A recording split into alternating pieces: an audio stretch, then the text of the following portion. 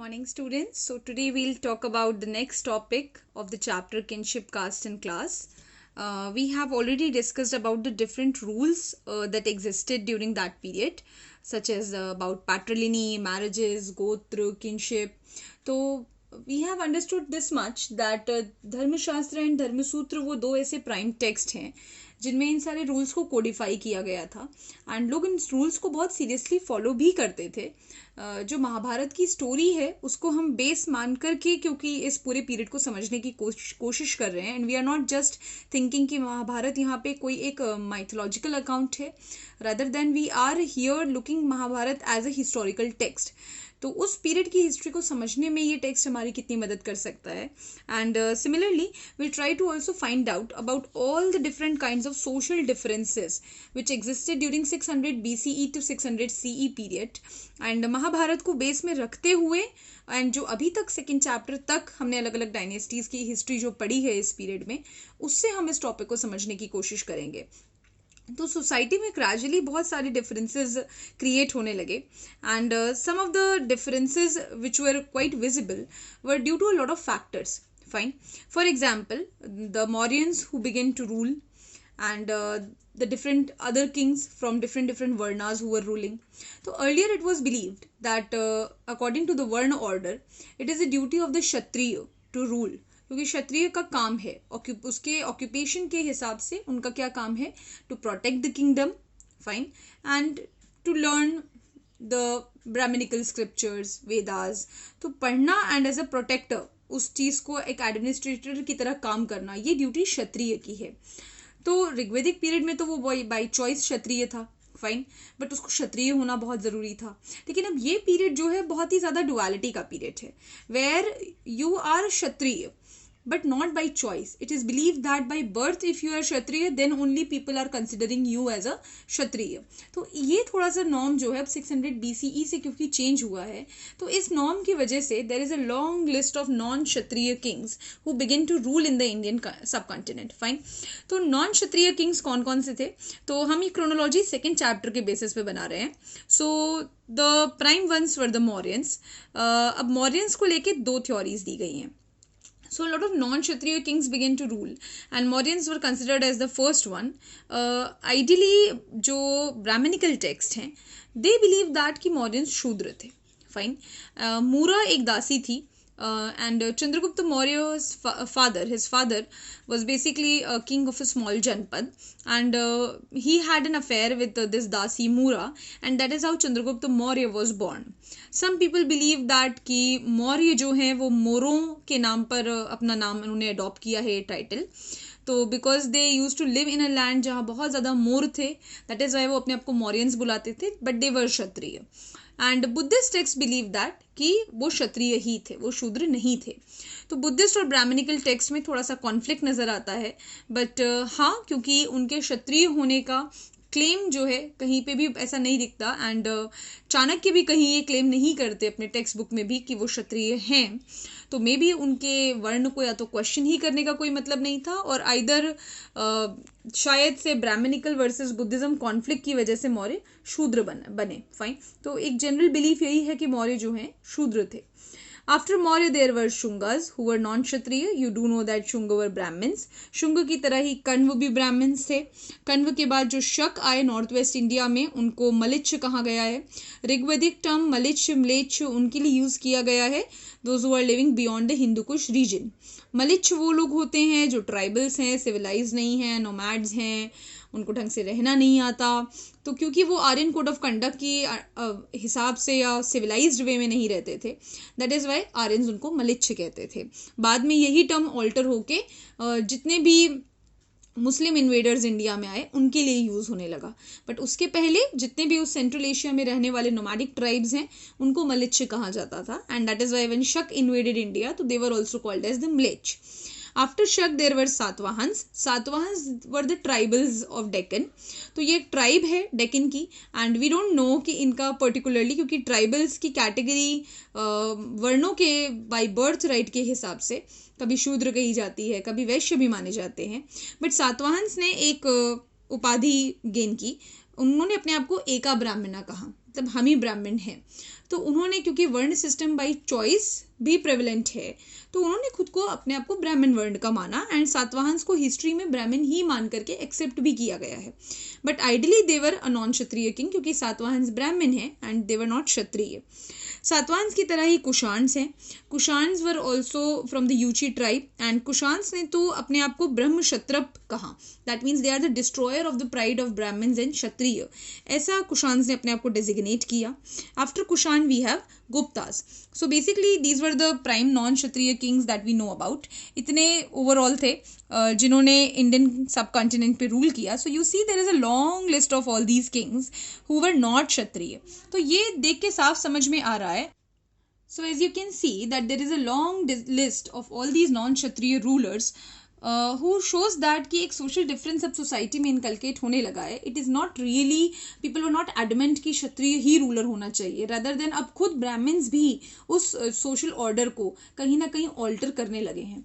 So Buddhism साथ साथ में emerge हो रहा था, एंड बुद्धिज्म के इमर्ज होने से भी एक बहुत बड़ी प्रॉब्लम सामने आ रही थी, that the social order which was laid down by the Aryans during the Rig Vedic age was not now properly being followed by the people. And later Vedic age तक ये social order और ज़्यादा strict होता गया. That is the reason धर्मशास्त्र जैसा text लिखा गया 500 BCE में. फाइन, मतलब जब वेद लिखे जा चुके थे सारे के सारे, उसके बाद धर्मशास्त्र लिखा गया इन 500 BCE. धर्मशास्त्र में बेसिकली रूल्स लिखे गए that tells us about the right occupation of every वर्ण, दैट स्पेसिफिकली कैरेक्टराइजेस दैट वर्ण are based by birth.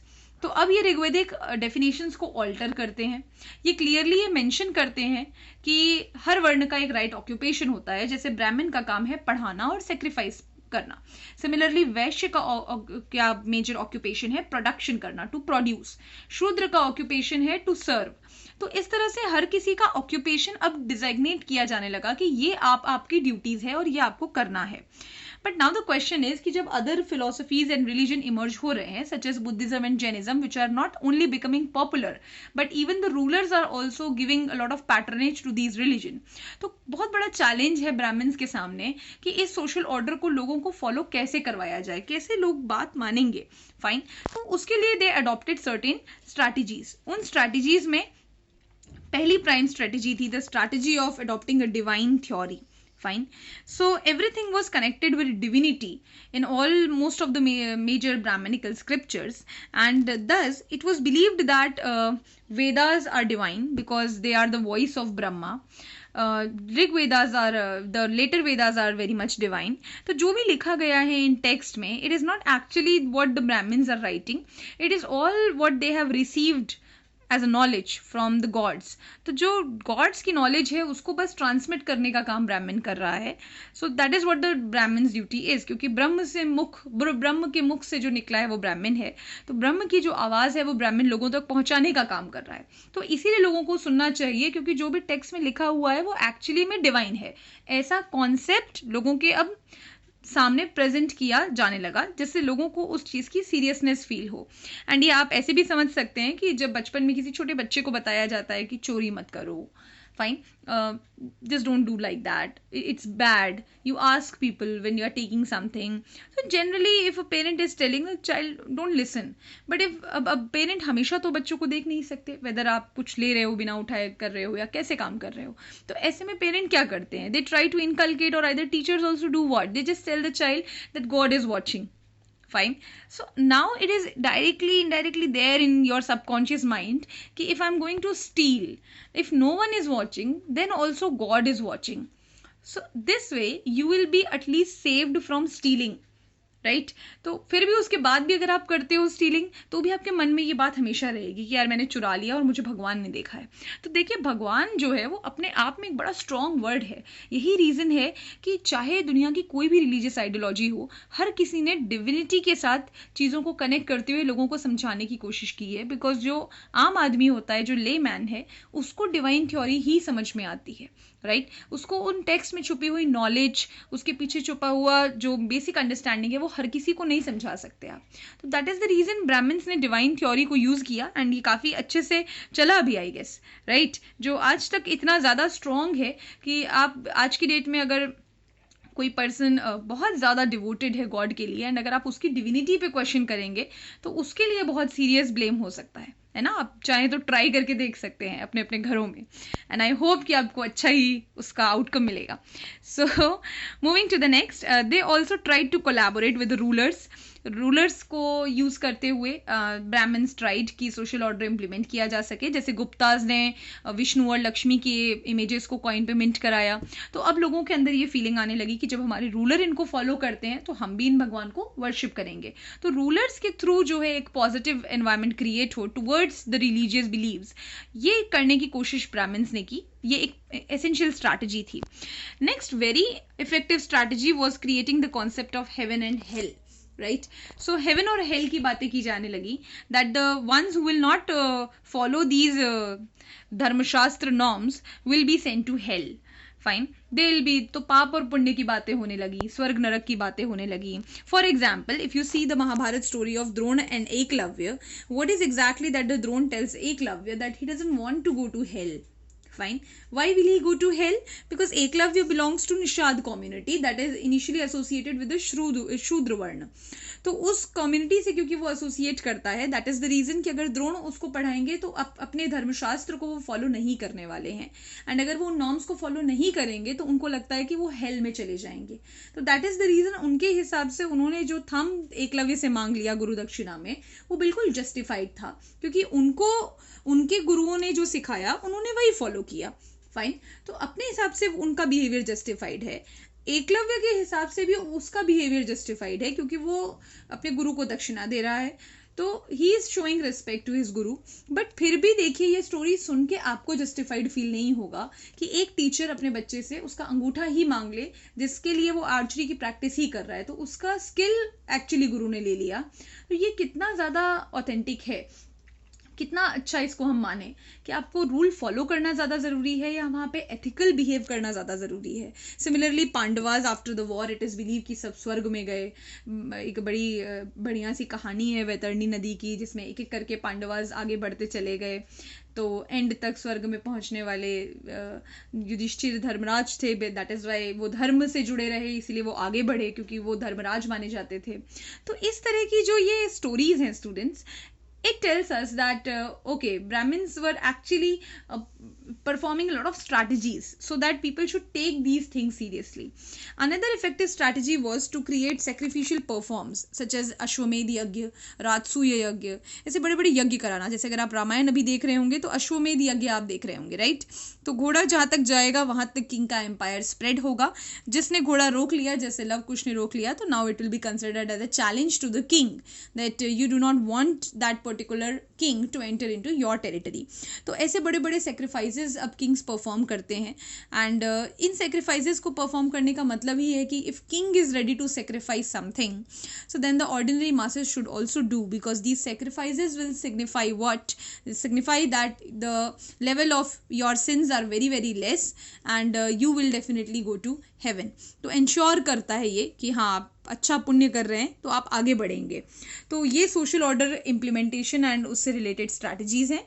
Now moving forward, एक नया कॉन्सेप्ट जो डेवलप हुआ इस पीरियड में, वो कॉन्सेप्ट था जाति का, राइट। तो जाति अपने आप में एक बहुत ज़्यादा मिसअंडरस्टूड कॉन्सेप्ट है आज की डेट में। मैक्सिमम लोगों को ऐसा ही लगता है कि वर्ण और जाति एक ही चीज़ होती है। सो जाति was something that was based on birth. Varna is something that is based on choice. It is an essential difference to understand. So 600 BCE के आसपास काफ़ी सारे वर्णों में जातियाँ बनने लग गई, and these जातिज were based by birth. जाति की खासियत ये थी कि दे वर अनरेस्ट्रिक्टेड इन नंबर, कितनी भी जातियां हो सकती थी। आज की डेट में भी देखिए नंबर बढ़ता ही जा रहा है, आप उसमें कोई कंट्रोल नहीं कर सकते। So it is unrestricted. जैसे वर्णों का एक रेस्ट्रिक्शन है, 4 से ज़्यादा वर्ण नहीं हो सकते, बट जातियों के ऊपर कोई रेस्ट्रिक्शन नहीं है। There can be many number of jatis. There were also new jatis. New jatis किस बेसिस पे फॉर्म हो रही थी? Either they belong to a specific shreni, श्रेणी का मतलब होता है ट्रेड यूनियन और गिल्ड, तो वो श्रेणी से बिलोंग करती थी। एंड दीज श्रेणीज were generally created on the basis of common occupation which people use to practice. जैसे हमने पहले डिस्कस किया था, इफ पीपल आर गोल्ड्स में तो वो सुवर्णकार श्रेणी में आते थे। जैसे मंदसौर में एक इंस्क्रिप्शन मिला है सिल्क वीवर्स का, फाइन। एंड वो अपनी श्रेणी की बात कर रहे हैं। These silk weavers are also called as vanik. वणिक का मतलब होता है trader. Vanik is a Sanskrit term for trader. तो ये सिल्क वणिक हैं जो काम करते हैं। एंड ये मंदसौर इंस्क्रिप्शन में बता रहे हैं अपनी कम्युनिटी के बारे में, अपनी नई जाति के बारे में। तो इट इज टेलिंग अस कि कैसे श्रेणी बन बन के नई नई जातियां बनते जा रही थी। सिमिलरली एक नाटक इस पीरियड में लिखा गया है, मृच्छ कटिकम। फाइन, बहुत फेमस नाटक है। शूद्रक ने इसको लिखा है, जिसका जो मेन हीरो है नाटक का, Charudatta, he is basically a Brahmin and अ सठावा। तो सट्ठावा है मतलब वो कौन है? वो एक ट्रेडर है जो इंटरनेशनल ट्रेड करता है, मतलब वो वाया बे ऑफ बंगाल आगे तक जाता है, इंडोनेशिया के एरिया तक। That is a Satthava. And plus he is a Brahmin also. तो वो ब्राह्मण बाई वर्ण है, बट अब वो जाति से अपने आप को सट्ठावा कहता है। तो ऐसे नए नए टाइप के ट्रांसफॉर्मेशंस दिख रहे थे, जिसमें एक सबसे इंटरेस्टिंग ट्रांसफॉर्मेशन दिख रहा था दिस जाति, ये जो ट्राइबल नोमैड्स होते थे। फाइन। सो इन्होंने अपना कोई वर्ण चूज ही नहीं किया है। एंड अभी अपने आप को एज निषाद ही डेजिग्नेट करते हैं, जो जंगल में रहते हैं। जैसे एकलव्य एक निषाद है, राइट। तो अब वो क्षत्रिय भी नहीं है, उसके ऊपर वो रूल्स भी फॉलो नहीं होते, लेकिन वो द्रोणाचार्य से सीख नहीं सकता आर्चरी करना। तो ऐसे अजीब अजीब से रूल्स अब दिखने लगे थे लोगों के लिए। And this is what the concept of jati was all about, where a lot of jatis were coming with a numerous number of unrestricted communities here. And this is how we can understand a new social difference was emerging, because ये social difference बहुत clear था नई जातियों से, social order से, which was important for the Brahmins to introduce, and also with a long list of non-क्षत्रिय rulers. तो इस पूरे टॉपिक से ओवरऑल हमें ये समझ में आता है कि ये बड़ी कंफ्यूजिंग एज थी। और ये कंफ्यूजिंग इसलिए थी क्योंकि ऋग्वेद और लेटर वैदिक एज में जो रूल्स एंड रेगुलेशंस लिखे गए थे वो इतने क्रिस्टल क्लियर नहीं थे कि आने वाले टाइम पीरियड में जो पॉपुलेशन बढ़ेगी और उसके बाद जो कंफ्यूजन क्लियर होंगे उनको भी वो क्लियरली बता सकें, राइट। तो जैसे किंग क्षत्रिय होना चाहिए, लेकिन अगर किंग नहीं, ब्राह्मण नहीं खुद रूल करना शुरू कर दिया तो क्या करना चाहिए। तो इस टाइप के कोई रूल्स यहाँ पे ले डाउन नहीं किए गए थे। तो इन रूल्स के एब्सेंस की वजह से ही ये सारे प्रॉब्लम्स अराइज हो रहे हैं। और इन्हीं प्रॉब्लम्स की वजह से अब पूरी की पूरी सोसाइटी, एक नया सोशल ऑर्डर डेवलप हो रहा है। एंड इन सोशल डिफरेंसेस की वजह से एक नया टाइप का चेंज अब सोसाइटी में देखने को मिल रहा है, जो चेंज आगे तक जा करके काफ़ी अलग अलग चेंजेस में दिखेगा। Okay, so that's all. Thank you so much.